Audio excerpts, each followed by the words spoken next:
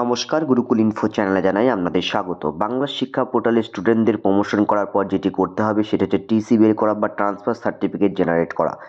এটি দু ধরনের ছাত্রদের মেনলি হয়ে থাকবে বা দু প্রকার ছাত্রছাত্রীদের মেনলি হয়ে থাকবে।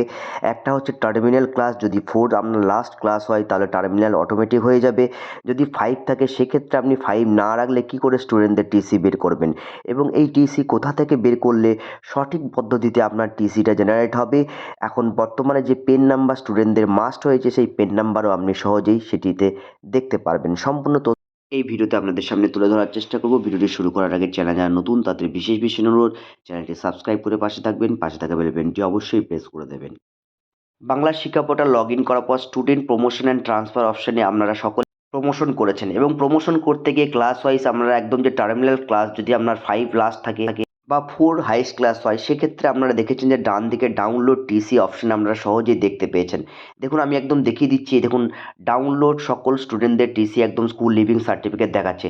যদি আমরা ওটাতে ক্লিক করি এবং প্রিন্ট আউট করার চেষ্টা করি তাহলে কিন্তু প্রথম স্টুডেন্টটার পেন নাম্বার দেখতে পাবো, দেখুন একদম পেন নাম্বার লেখা আছে, এবং দ্বিতীয় স্টুডেন্টগুলোর আমরা কিন্তু পরপর যদি আমরা উঠে যাই তাহলে কিন্তু পেন নাম্বার আমরা সহজে এখানে দেখতে পাচ্ছি না।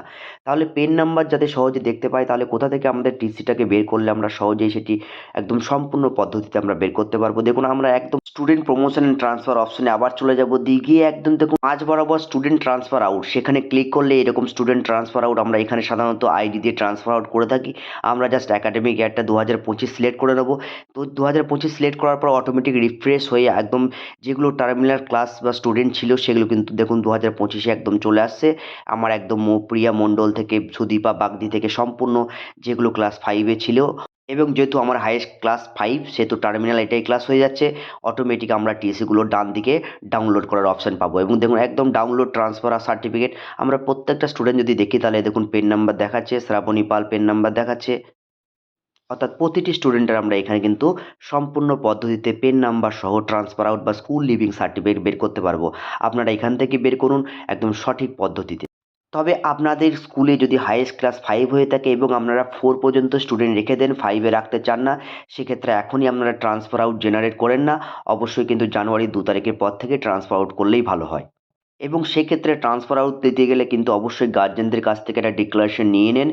আমি আমার বর্তমান যে ছেলে মেয়েকে আমি এই স্কুলে আর রাখতে চাইছি না, আমি আমি আমার সুবিধার জন্য অমুক স্কুলে ভর্তি করতে চাই, এই মর্মে একটি ডিক্লারেশন নিয়ে রেখে দেন।